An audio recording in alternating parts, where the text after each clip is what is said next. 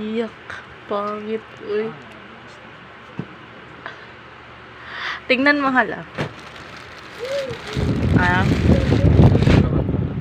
Hindi. Ang lalaban mo, madudumihan din yan. Saka na paggagamitin.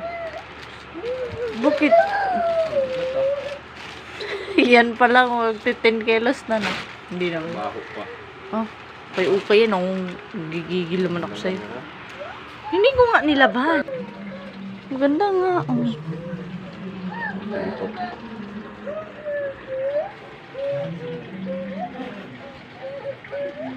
Nag-iatay.